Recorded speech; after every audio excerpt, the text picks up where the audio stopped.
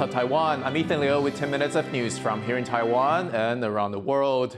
Bringing energy from the ground to the cloud, Taiwan is exploring new ways to reach its net zero and renewable energy goals. One possible solution is virtual power plants. Jeremy Olivier explains.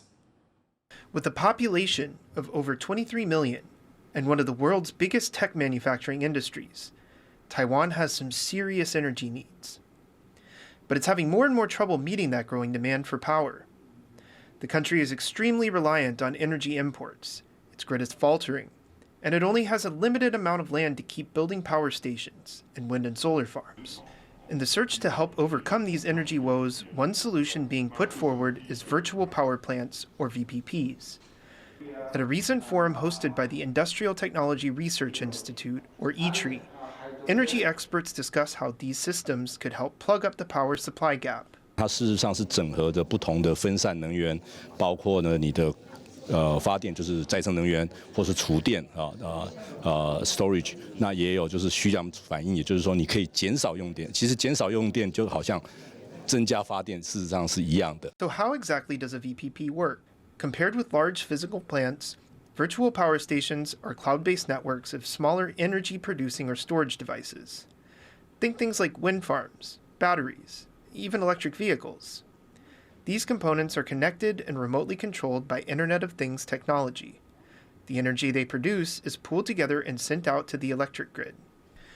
Besides reducing consumption, proponents say this kind of system could increase renewable energy usage and secure the power supply in places that are vulnerable to natural disasters, like Taiwan. It's also touted as a sustainable way of producing electricity. 以它参加的容量来看的话，大概就等同于我们现在一部核能机组。那未来这个量会继续再增加，一个厂商它进来，那实际上的量更多。 And the idea has been gaining ground. In 2020, the Taiwan Power Company partnered with energy service provider NLX to launch the country's first VPP. Since then, numerous businesses have joined it, including electric scooter maker Gogoro, which dedicated over 1,000 of its battery charging stations to the network.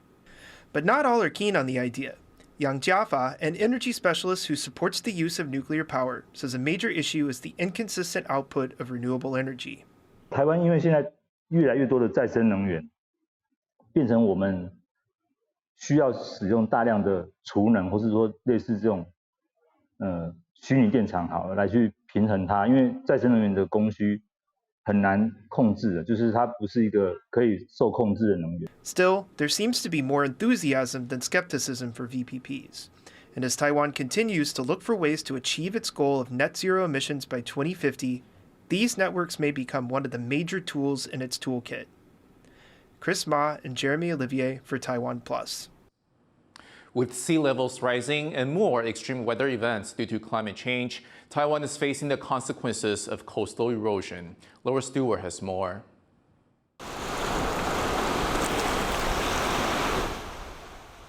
Bamboo walls, cement barriers, and gauze matting. These coastal defences were placed on this beach in Taiwan's southern city of Tainan about 10 years ago. But they're no longer working. Rising sea levels have led to the beaches being washed away. There used to be a forest behind this beach, planted as another sea defence, but high tides and huge waves brought by the recent typhoon Haikui have uprooted and killed the trees. 在3年前我们来到这的时候，这里还很多树林，然后我们拍海岸退缩，然后防风林被海水侵蚀倒掉的样子。 Scientists say sea levels are rising faster than people can prepare for. 台湾周遭海平面上升0.5公尺到很极端的1.2公尺，就是我们包含台北或高雄，比它就在海边，或台南就在海边，海边的相邻的这些位置的影响会比较大。 And people nearby are living with the consequences. Strong winds from the south have made sea surges a regular occurrence, and with less effective coastal defences, flooding has become more common. This neighbourhood in the southern city of Kaohsiung is by a canal.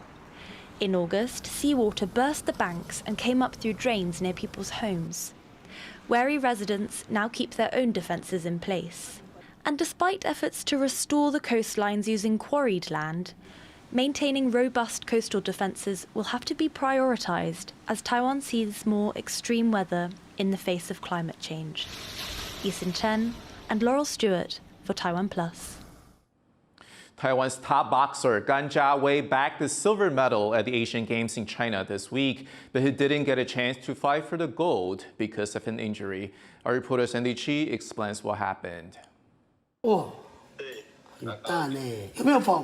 Taiwanese boxer Gan Jiawei showing his wound to his coach, Chen Zhixiang, the man who pushed him to take up boxing years ago.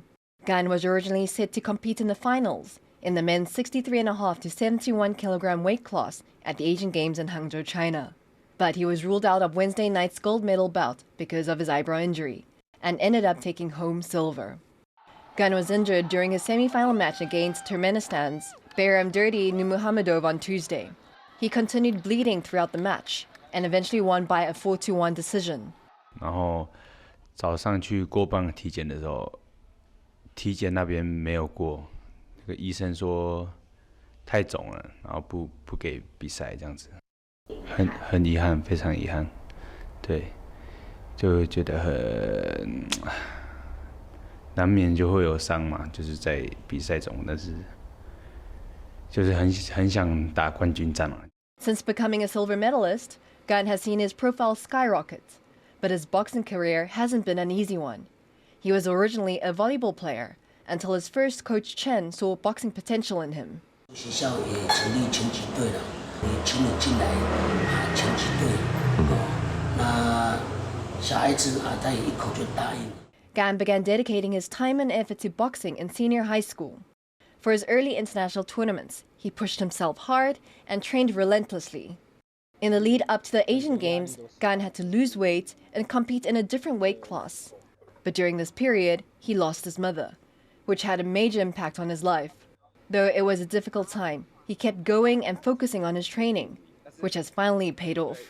所以我坚持住了，我坚持到底。 Gan didn't get the chance to go for gold at this year's tournament, but he still walks away as an Asian Games medalist and already secured a place at the Paris 2024 Summer Olympics. Kama Xu and Sandy Chi for TaiwanPlus. The 2023 Taiwan Design Expo has kicked off in New Taipei City. Yvonne Yang takes a closer look. The Taiwan Design Expo is one of the biggest of its kind. This year is taking place in New Taipei City and is putting Taiwan's most populous municipality center stage.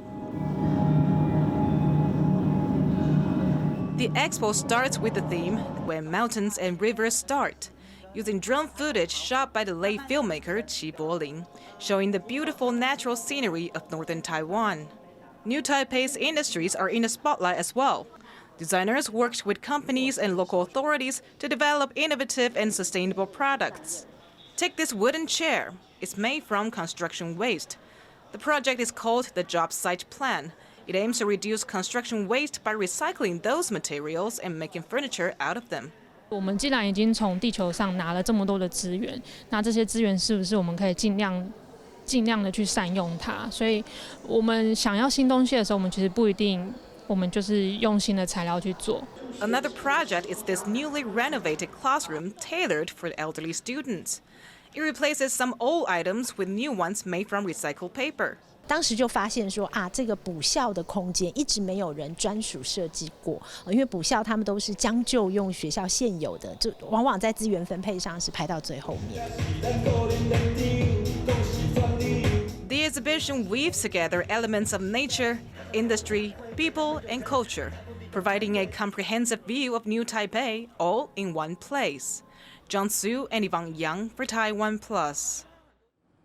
Thank you for watching What's Up Taiwan. Remember to download the TaiwanPlus app for more stories from Taiwan and around the world. Finally, we leave you with images of the annual Naki Sumo Crying Baby Festival in Japan. I'm Ethan. Take care, and I'll see you next time.